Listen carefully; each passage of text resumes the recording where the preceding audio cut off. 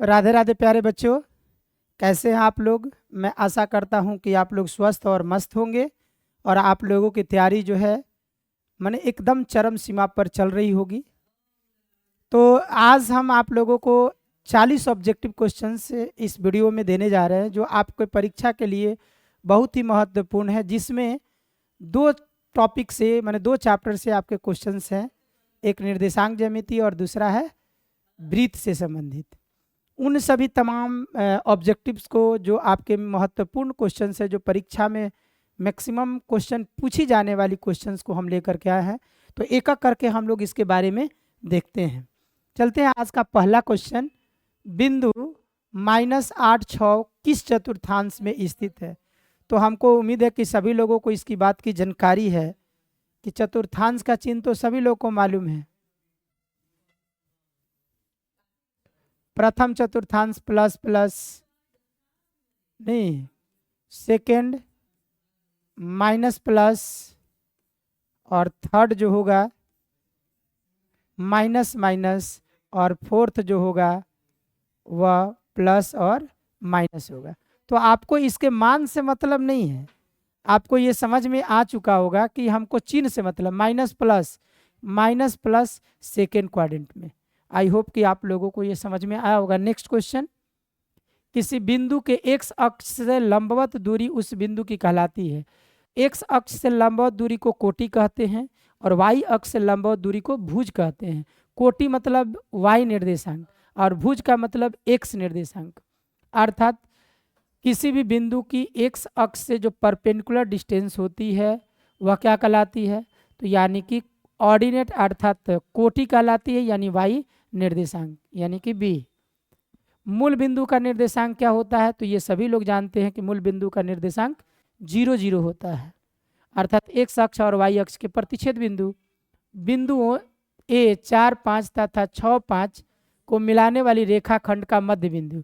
तो मध्य बिंदु का निर्देशांक अर्थात x बराबर x1 प्लस x2 यानी कि 4 प्लस 6 बट्टा में 2 अर्थात 5, 6 4 10, 10 बट्टा 2 5।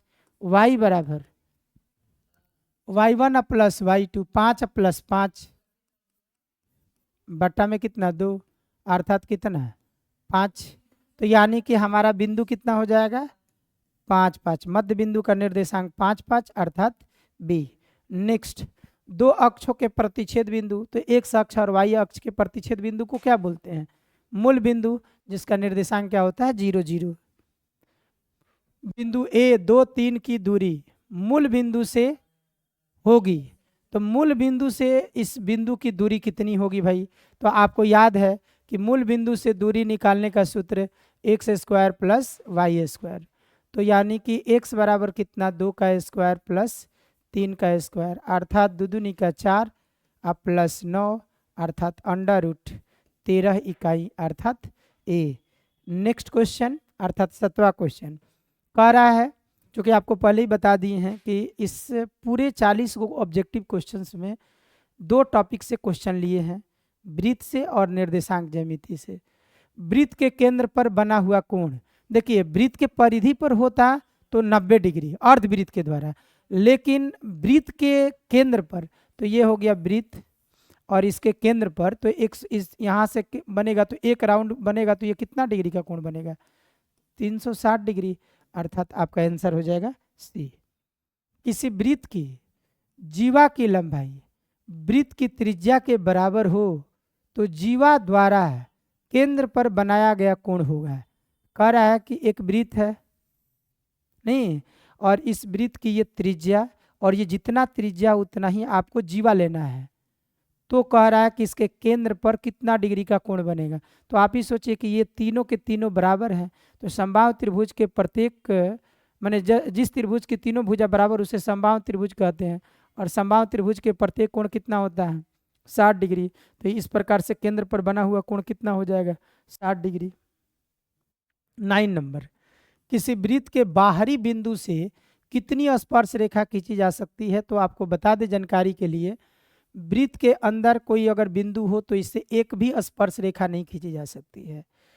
वृत्त पर कहा जाए तो अनगिनत स्पर्श रेखा खींची जा सकती है, लेकिन वृत्त के किसी एक बिंदु से कहा जाए तो एक स्पर्श रेखा खींची जा सकती है।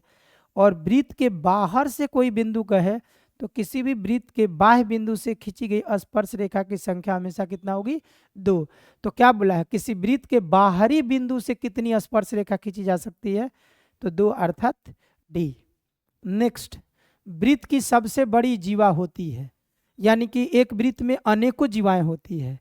जीवा की लंबाई आपस में असमान भी होती है और समान भी होती है, लेकिन समान कब होगी? जब केंद्र से उसकी दूरी समान होगी तो वृत्त की सभी जीवाएं आपस में बराबर होती है। लेकिन उन सभी वृत्त की जीवाओं में जो सबसे बड़ी जीवा उसमें खींची जा सकती है उसे वृत्त का क्या कहते हैं? व्यास कहते हैं। और वृत्त की सबसे बड़ी जीवा हमेशा केंद्र से होकर गुजरती है, इसीलिए उसे क्या कहते हैं? व्यास कहते हैं। किसी वृत्त की बाह्य बिंदु से खींची गई स्पर्श रेखा की लंबाइयाँ आपस में क्या होती है? बराबर होती है। और ये तो आपका 10.2 पर में है कि किसी भी वृत्त के बाह्य बिंदु से खींची गई स्पर्श रेखा की लंबाइयाँ आपस में क्या होती है? समान होती है अर्थात बराबर होती है। एक वृत्त पर कितनी स्पर्श रेखाएं खींची जा सकती है?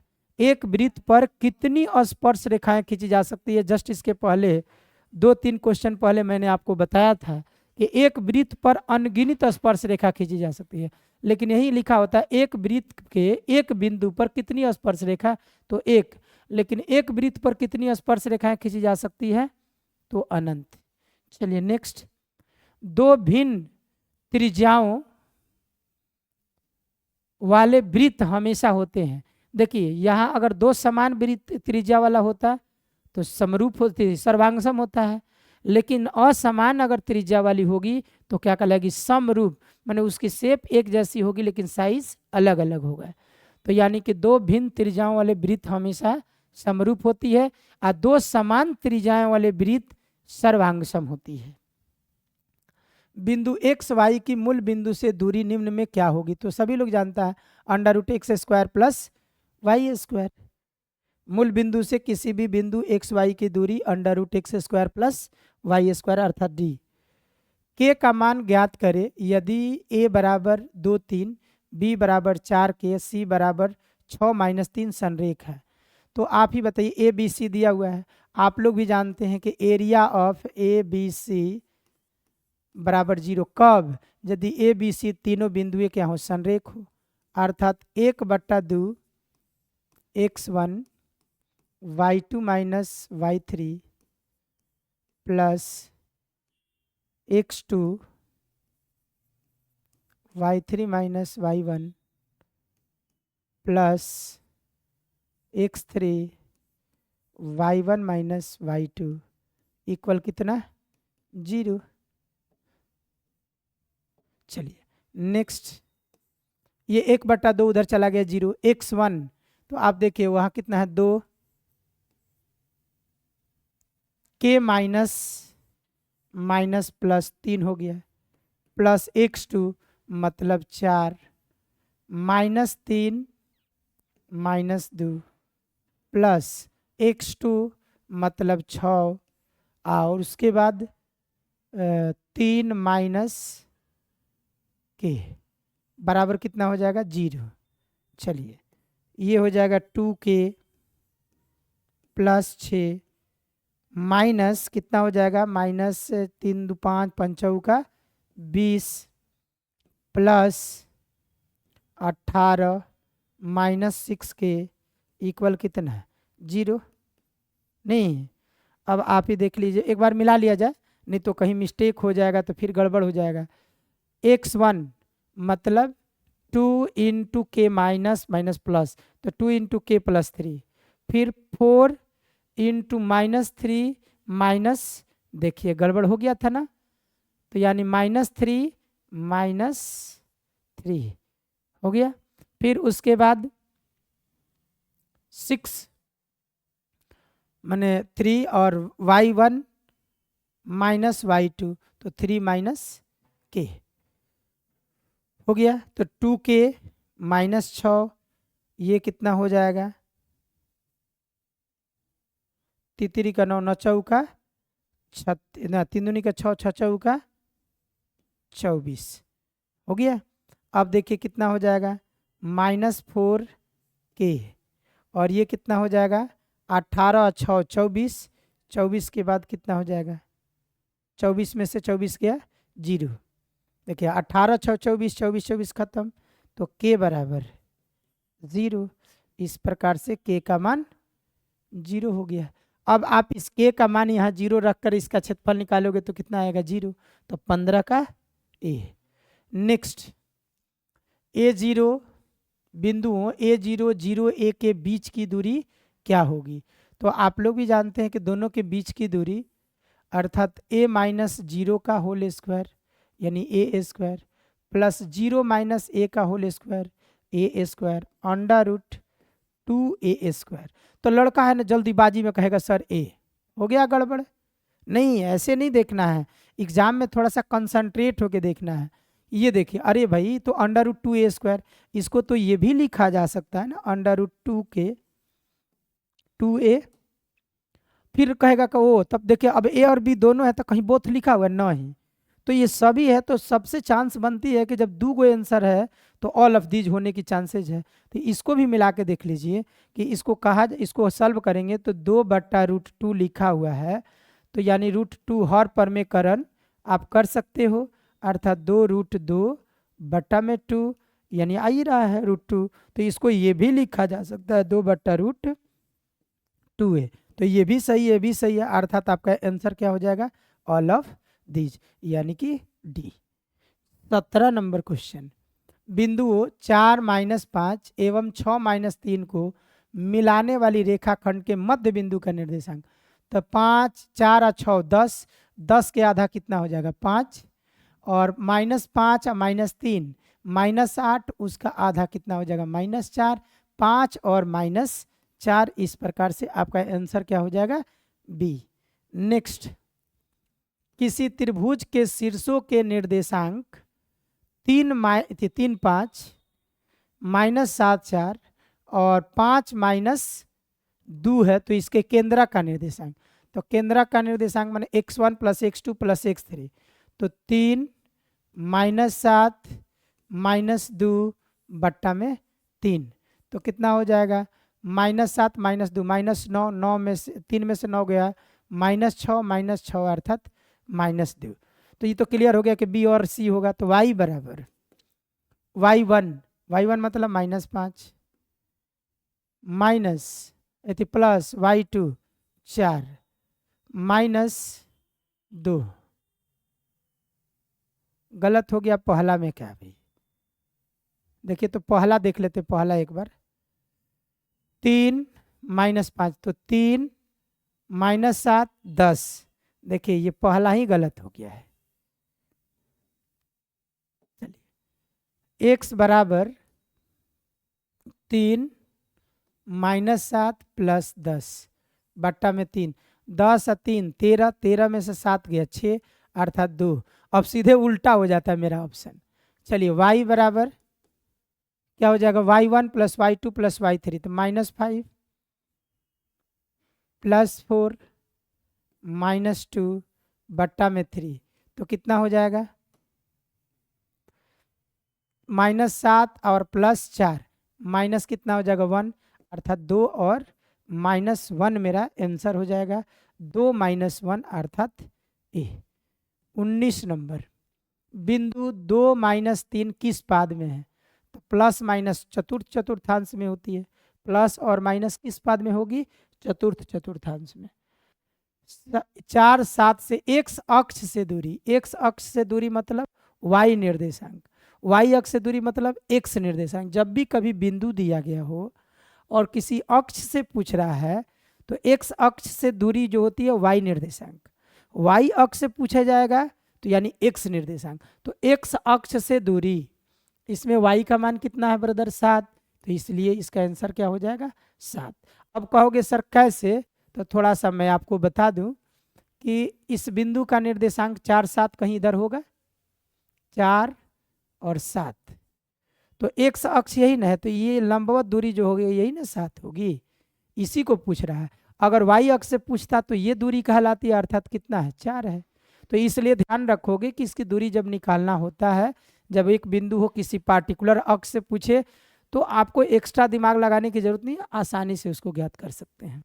चलिए नेक्स्ट, दो बिंदुओं कॉस थीटा साइन थीटा एवं sign theta minus cos theta के बीच की दूरी, तो आप ही बताइए कितना हो जाएगा। अंडर रूट कॉस थीटा और माइनस साइन थीटा का whole square, cos theta minus sine theta का whole square plus sine theta minus minus plus cos theta का होल स्क्वायर। और आप जानते हैं कि a माइनस बी का whole square plus a plus B का होल स्क्वायर बराबर होता है 2a square plus B square. उसी तरह से अंडर रूट ये हो जाएगा 2 इंटू कॉस थीटा का whole square plus sine theta का होल स्क्वायर हो गया। Sine cos square theta plus sine square theta, यानी अंडर रूट कितना हो जाएगा 2, चूंकि इसका वैल्यू क्या होता है 1। इस प्रकार से आंसर आपका क्या हो जाएगा a। y अक्ष पर स्थित उस बिंदु का निर्देशांक जो दो बिंदुओं a 7 6 और b जो है -3 4 से समदूरस्थ है। तो x अक्ष पर किसी बिंदु, तो x अक्ष पर किसी बिंदु का निर्देशांक हो जाएगा x0, और इससे दो बिंदु a जो है और b जो है यानी कि 7 6 और -3 4 जो है दूरी क्या है, बराबर है, यही बोल रहा है। तो यानी कि ये p मान लेते हैं, तो pa की दूरी p के b से दूरी क्या है, इक्वल है। तो इसका माने वर्ग भी क्या होगा, इक्वल होगा। तो x माइनस 7 का होल स्क्वायर प्लस 0 माइनस 6 का स्क्वायर अर्थात 36 हो जाएगा, x प्लस 3 का होल स्क्वायर प्लस 4 चौ का 16 हो जाएगा। तो x square minus 14x plus 49 plus 36 बराबर x square plus 6x plus 9 plus 16। तो ये एक्स स्क्वायर कैंसिल, तो -14 माइनस 6 माइनस 20x हो गया 25 और माइनस 49 और 6 55 हो जाएगा, 55 85 हो जाएगा। अर्थात x बराबर -60 बट्टा में -20 कैंसिल 20 60 अर्थात 3 हो गया। तो x यानी कि ये कितना हो जाएगा 3 0। तो यानी कि आंसर आपका क्या हो जाएगा C, क्या हो जाएगा C 3 0। नेक्स्ट क्वेश्चन 23 नंबर, बिंदु P 1 2 दी गई मैंने बिंदुएं A -2 1 एवं 7 4 को मिलाने वाली रेखाखंड को किस अनुपात में विभाजित करती है। यानी कि यहाँ पर देख लीजिए आप, ये P है, नहीं सॉरी, ये P विभाजित कर रही है A और B, मतलब -2 1 नहीं एवं 7 4 को मिलाने वाली रेखाखंड को P जो है 1 2 अनुपात किस अनुपात में विभाजित करती है। तो हमने मान लिया कि m अनुपात n में, तो m हो गया और ये n हो गया। नहीं, अब देखिए, तो यानी x बराबर आप जानते हैं कि mx2 प्लस nx1 बट्टा में m प्लस n। तो आप बताइए x का मान 1 m, तो यानी कि 7m प्लस माइनस माइनस लिख दे रहे हैं डायरेक्टेड 2n बट्टा में m प्लस n, तिरछा तिरछी गुणा अर्थात cross multiplication 7m minus 2n बराबर m प्लस कितना है n। अब देखिए 7m में से इधर m आ जाएगा तो 6m बराबर 3n माइनस 2n, आप ये माइनस 2n उधर जाएगा तो प्लस, तो n और 2n 3n, तो m बट्टा n, तो ये n चलाया तो ये 6 नीचे जाएगा ना 3 के, तो यानी कि 1 2 अर्थात 1 अनुपात 2 और आपका आंसर हो जाएगा बी। चलिए 1 अनुपात देखिए, लेकिन सावधानी बरतना है, यहाँ गौर कीजिएगा, ये 2 अनुपात 1 भी दिया हुआ है, जरा सा भी मिस्टेक हुआ तो गड़बड़, इसलिए आप लोगों को सावधानी रखना एग्जाम में। चलिए नेक्स्ट, त्रिभुज ABC के दो शीर्षों के निर्देशांक -1 4 और दूसरा शीर्ष 5 2, तो उसके केंद्र का निर्देशांक 0 -3 है, तो C का निर्देशांक ज्ञात करें। पहले देखिए, ऐसे ध्यान दीजिए, हो गया ये केंद्र, ये हो गया A मतलब -1 4 प्रश्न के अनुसार, B 5 2 और C नहीं मालूम है, x3 y3। और जानते हैं कि माध्यिका के प्रतिच्छेद बिंदु ही क्या कहलाती है, केंद्रक, अर्थात G, और G का निर्देशांक 0 -3 है। तो आप जानते हैं कि x बराबर x1 + x2 + x3 बट्टा में 3, अर्थात x का मान कितना है 0, x1 का मान तो यानी -1 + 5 + x3 बट्टा में 3, तो कितना हो जाएगा दोस्त 0। तो यानी तिरछा तिरछी गुणा करेंगे तो कितना हो जाएगा 0, तो यानी कि -x3 + 4 बराबर कितना 0, तो x3 बराबर -4। अब देखिए आपके पास x -4 4 ये 3 है, तो ये तो 3 को इसी तरह से गायब हो गया ना, तो आगे निकालने की जरूरत ही नहीं है। अगर ये आंसर नहीं हुआ तो समझिए कि क्वेश्चन का ऑप्शन गलत हो जाएगा, तो यानी कि -4 -15 होगा। अगर जरूरत पड़ा तो आप निकाल भी सकते हो, y का मान -3 बराबर 4 + 2 + y3 बट्टा में कितना है 3, अर्थात 6 + y3 बराबर -9, अर्थात y3 बराबर -6 हो जाएगा, तो -6 -9 -15 हो गया। तो देखिए उस तरह से भी निकल गया, लेकिन एग्जाम में समय आपको बचाना है, समय को ध्यान में रखते हुए ऑब्जेक्टिव को फास्ट बनाना है, और ये तभी पॉसिबल है जब आप अच्छी तरह से प्रैक्टिस कीजिएगा। ये नहीं सोचना है, बहुत सारे बच्चे जो होते हैं ना कि एक क्वेश्चन दोबारा आया ना तो प्रैक्टिस करते वक्त छोड़ देता है, स्किप कर देता है। नहीं, ऐसा नहीं करना है, भूल के भी नहीं करना है। अगर वह क्वेश्चन 20 बार आता है तो 20 बार प्रैक्टिस कीजिए, ताकि एग्जाम में जब आए ना विदाउट सॉल्व द क्वेश्चंस आप ऑप्शन को चूज कर सकते हैं, इतना ध्यान रखना है आपको। चलिए नेक्स्ट 25, PA/3 4 दो बिंदु -6 5 तथा B जो है -2 5 को मिलाने वाली रेखाखंड का मध्य बिंदु है। हमेशा सोचो कोऑर्डिनेट ज्योमेट्री में थोड़ा सा फिगर बना के, तो A बराबर -6 5 और B बराबर -2 3 को मिलाने वाली रेखाखंड को P जो है A/3 और 4 ये बीचों बीच काटती है, तो यानी A/3 जो है -6 -2/2 के क्या होगी बराबर होगी, तो यानी कि A/3 बराबर -6 -2 -4, A बराबर कितना है -12। इस प्रकार से A का मान -12 अर्थात B आंसर। चलिए 26, बिंदु A0 0B एवं 1 1 संरेख हों तो 1/A + 1/B का मान ज्ञात रखेंगे। तो ऐसा क्वेश्चन हम बनाए भी हैं। आप संरेख है मतलब x1 मतलब A इंटू y2B -1 + 0, उसके बाद 1 -0 + 1 0 -B बराबर कितना होगा 0। अब देखिए AB -A, ये तो 0 खत्म, -B बराबर कितना 0, अर्थात A + B बराबर AB।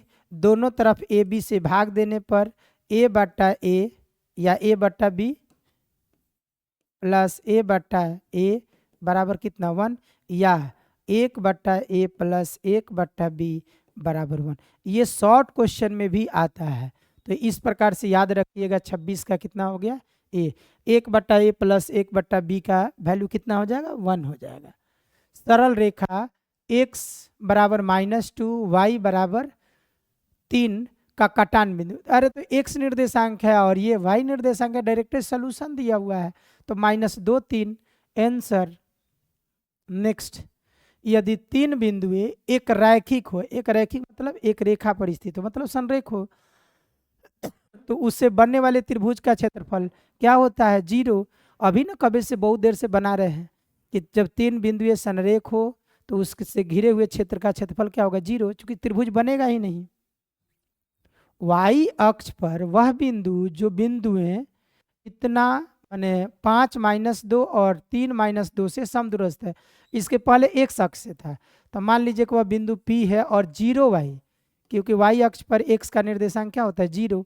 और यहाँ से ये बिंदु मान लेते हैं A है और ये दूसरी बिंदु क्या है? B है। तो A का हो गया 5 - 2 और B का निर्देशांक हो गया 3 - 2। ये दोनों बिंदुएं इस y अक्ष के बिंदु से समदूरस्थ हैं, तो यानी P से A की दूरी, P से B की दूरी आपस में बराबर है, तो इसका वर्ग भी आपस में क्या होगा? बराबर होगा। अर्थात 0 - 5 25 का होल स्क्वायर, माने 5 का स्क्वायर 25, y -2 तो क्या हो जाएगा? माइनस, तो y स्क्वायर, अच्छा छोड़ो ना, ऐसे ही बनाने दो डायरेक्ट, प्लस y + 2 का होल स्क्वायर बराबर 0 - 3 यानी 9 प्लस y -2 का माइनस दो का होल स्क्वायर। अर्थात ये दोनों क्या हो गया? कैंसिल। तो ये देखिए 25 बराबर क्या हो गया? 9। अब यहाँ पर एक्स वाई का मान ही नहीं आ रहा है, तो यानी कि ये क्या हो जाएगा? असंभव, यानी कि इसका y निर्देशांक ज्ञात नहीं किया जा सकता। इसका अर्थ क्या हुआ कि यानी y अक्ष पर वह कोई भी ऐसे बिंदु नहीं है जिससे इस दोनों बिंदुओं की दूरी बराबर ज्ञात की जा सके, यानी वैसा कोई बिंदु नहीं है, अर्थात क्या हो जाएगा? असंभव हो जाएगा। चलिए, ABCD का CD एक आयत है जिसके शीर्ष A0 0, तो मैंने सोच लीजिए ऐसे बना लीजिए, ये तो क्लियर दिखाई दे रहा है ना। A ये हो गया 0 0 मूल बिंदु पर, B यहाँ से 8 0 नहीं, उसके बाद C 6 तक गया है यानी कि 8 6, और D जो है 0 6 है, मतलब ये 6 ये 6 ये 8 ये 8, तो कह रहा है कि उसके आयत का विकर्ण, तो विकर्ण, तो आप देखिए तो ये आयत का विकर्ण क्या हो गया? यानी लंबाई हो गया 8, चौड़ाई हो गया, तो √8 का स्क्वायर प्लस 6 का स्क्वायर, 8 8 64 6 6 का 36, 64 36 100, अर्थात इसका आंसर क्या हो जाएगा? 10, माने 100 100 का वर्गमूल कितना हो जाएगा? 10, 30 का B। यदि 4 0 0 0 3 0 किसी त्रिभुज के शीर्ष के नियामक हो तो उसके त्रिभुज का परिमाप, इस तरह के त्रिभुज को थोड़ा सा आप लोग मैप से बनाओगे, मैप मतलब आलेख के द्वारा, ग्राफ के द्वारा, तो बहुत ईजी होगा। देखिए एगो 0 0 यहाँ पर है, उसका निर्देशांक, फिर क्या है 0 4, तो यहाँ से यहाँ तक 0 नहीं 0 4 तो ऊपर होगा ना, सॉरी 0 4 ऊपर हो गया, और ये हो गया 3 0, कितना 3 0, इसको मिला देंगे तो ये हो गया आपका 3 और ये हो गया 4, तो ये तो 90 डिग्री पर, तो पाइथागोरस पर से ये हो गया 5, और इसका पूछा है परिमाप, तो 4 3 7 7 और 5 12, इस प्रकार से आपका आंसर क्या हो जाएगा? C हो गया। किसी को कोई दिक्कत नहीं। आगे बिंदु -2 8 और -6 -4 को मिलाने वाली रेखाखंड का मध्य बिंदु, फिर वही, तो -6 -2 -6 -8, 8 के आधा कितना हो गया?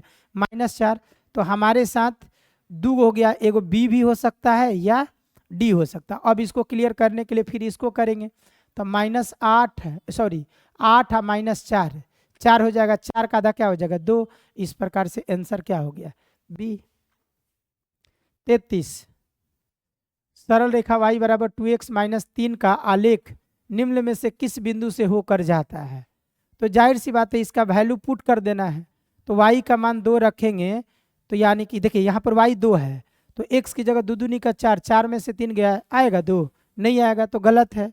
फिर देखिए x का मान यहाँ 4 रखोगे तो 4 दूनी 8, 8 में से 3 गया तो 5 आना चाहिए, लेकिन कितना है? 1 है। फिर यहाँ देखिए x का मान 3 तो 3 दूनी का 6, 6 में से 3 गया 3, यहाँ कितना आ रहा है? 4। तो यानी ये भी नहीं है, ये भी नहीं है और ये भी नहीं है। 5 दूनी का 10, 10 में से 3 गया 7, y का मान कितना होना चाहिए? 7, अर्थात आंसर आपका कितना हो गया? 5, 7 डी हो गया। y अक्ष से देखिए, y अक्ष से बिंदु 3, 4 की दूरी, तो y अक्ष से दूरी पूछ रहा है, x निर्देशांक, यानी आंसर हो गया 3।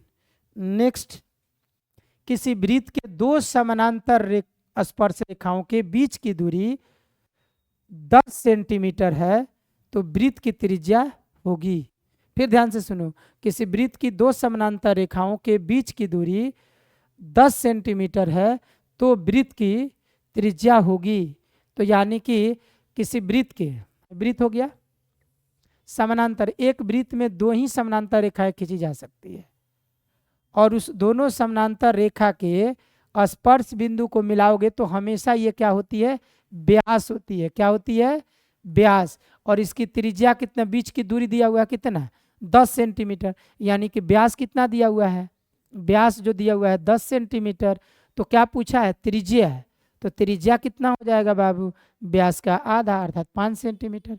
फिर से एक बार पढ़ लो, किसी वृत्त के 2 समानांतर रेखाओं के बीच की दूरी 10 सेंटीमीटर, अर्थात ये दूरी जो दिया हुआ है यहाँ तक, ये कितना है? 10 सेंटीमीटर। और अभी ना हम बता रहे थे कि जब भी 2 समानांतर स्पर्श रेखा है तो उसके स्पर्श बिंदु को मिलाने वाली रेखा खंड वृत्त की व्यास होती है, और व्यास ऑलरेडी कितना दिया हुआ? 10 सेंटीमीटर, तो त्रिज्या कितना हो जाएगा? 5 सेंटीमीटर। 2 वृत्त यदि बाह्य रूप से परस्पर स्पर्श करते हो तो उभयनिष्ठ स्पर्श रेखाओं की संख्या क्या होगी? 2 वृत्त किसी बाह्य रूप से स्पर्श करते हैं, 2 वृत्त बाह्य रूप से स्पर्श करती है तो उभयनिष्ठ स्पर्श रेखा की संख्या क्या होगी? तो देखिए, एगो स्पर्श रेखा यहाँ से गुजरेगी, नहीं, एगो स्पर्श रेखा यहाँ से भी गुजर सकती है, नहीं, तो इस प्रकार से कितनी उभयनिष्ठ स्पर्श रेखाएं हो सकती है? तो 3 हो सकती है। जब 2 वृत्त एक दूसरे को बाह्य स्पर्श करेगी तो उसके उभयनिष्ठ स्पर्श रेखाओं की संख्या 3। यदि वह नहीं करेगी तो कितना होगा? तो लड़का सोचेगा 2 नहीं, 4 गो, 1 2 3 और कितना? 4। इस तरह से होगा। यदि एक दूसरे को प्रतिच्छेद करेगी तो यानी कि यही ना, एक बस एगो इधर और एक इधर, तो यानी कि जब 2 वृत्त एक दूसरे को 2 बिंदु पर प्रतिच्छेद करती है तो 2 गो स्पर्श रेखा उभयनिष्ठ खींचा जा सकता है। अगर बाह्य स्पर्श करती है तो 3, अगर नहीं है, अगर दोनों वृत्त एक दूसरे को स्पर्श नहीं कर रही है तो कितना? 4 गो स्पर्श रेखा खींचा जा सकता है। चलिए नेक्स्ट, किसी बाह्य बिंदु P से वृत्त पर PA एवं PB 2 स्पर्श रेखाएं खींची गई है। PA बराबर 6 सेंटीमीटर तो PB बराबर, तो आप जानते हैं किसी भी वृत्त के बाह्य बिंदु से खींची गई स्पर्श रेखा की लंबाई क्या होती है? बराबर। तो यदि PA बराबर 6 तो PB बराबर भी कितना होगा? 6 होगा। यदि 2 वृत्त, यदि किसी वृत्त की जीवा की लंबाई वृत्त की त्रिज्या के बराबर हो तो जीवा द्वारा केंद्र पर बनाया गया कोण होगा। यदि किसी वृत्त की जीवा की लंबाई वृत्त की त्रिज्या के बराबर हो तो जीवा के द्वारा केंद्र पर बनाया गया कोण, ये कितना डिग्री? ये तो बनाया गया क्वेश्चन था, अर्थात कितना हो जाएगा? 60। यही क्वेश्चन रिपीट हुआ है, नहीं? नेक्स्ट, लेकिन आप जो हमने टेस्ट लिया था उसमें एक क्वेश्चन जो 1/a वाला था, 1/a प्लस 1/b का मान कितना होता है? 1, तो ये 1 भी होता है। नेक्स्ट 39 नंबर, 5 सेंटीमीटर त्रिज्या वाले एक वृत्त के केंद्र, एक वृत्त के बिंदु P पर स्पर्श रेखा PQ केंद्र O से जाने वाली एक रेखा से बिंदु Q पर इस प्रकार है कि ओ क्यू बराबर 12 सेंटीमीटर। तो पी क्यू की लंबाई देखिए, एक वृत्त है, इसकी त्रिज्या कितनी है 5 सेंटीमीटर, ये ओ हो गया। अब कह रहा है 5 सेंटीमीटर त्रिज्या वाले एक वृत्त के बिंदु पी पर स्पर्श रेखा, यानी कि पी हो गया, स्पर्श रेखा क्या है पी क्यू है, नहीं, और स्पर्श रेखा पी क्यू केंद्र ओ से जाने वाली, केंद्र ओ से जाने वाली रेखा से बिंदु क्यू इस प्रकार है कि ओ क्यू बराबर कितना 12 सेंटीमीटर है। तो पी क्यू की लंबाई, तो लड़का क्या करता है ना, ट्रिपलेट के रूल से 5 12 तो मार देता है खट से 13, बाप रे बाप, डेंजरस हो जाएगा। नहीं, ऐसा गलती नहीं करना। यहाँ देखिए कर्ण आपका ये हो गया 12, तो 12 12 44, 144 माइनस 50 25 अर्थात 119, यानी आंसर क्या हो जाएगा आपका 39 का डी। 6 सेंटीमीटर त्रिज्या वाले वृत्त पर खींची गई 2 समानांतर स्पर्श रेखाओं के बीच की दूरी। तो देखिए अगर व्यास दिया रहता, मैंने बीच की दूरी दिया रहता है, तो त्रिज्या पूछता तो आधा कर रहे थे, तो यहाँ त्रिज्या दिया हुआ है और 2 समानांतर रेखा खींचना है। तो अभी ना हम बता रहे थे कि 2 समानांतर रेखा जब खींचोगे तो इस दोनों के स्पर्श रेखा के बीच की दूरी ये ना होगी, अर्थात ये 6 सेंटीमीटर, ये भी 6 सेंटीमीटर, तो 6 6 कितना हो जाएगा 12 सेंटीमीटर हो जाएगा। तो उसके बीच की दूरी कितनी हो जाएगी 12 सेंटीमीटर। इस प्रकार से आप लोगों का ये 40 क्वेश्चन का मैंने सेट क्या हुआ, कंप्लीट हुआ। तो इस तरह से इस वीडियो में इतना ही, मिलते हम लोग अगले वीडियो में अगले एक नेक्स्ट टॉपिक के साथ, और आपके एग्ज़ाम के ध्यान में रखते हुए, आपके एग्ज़ाम को ध्यान में रखते हुए वह अगला वीडियो हम बनाने जा रहे हैं, बनाएंगे। तब तक के लिए राधे राधे, धन्यवाद।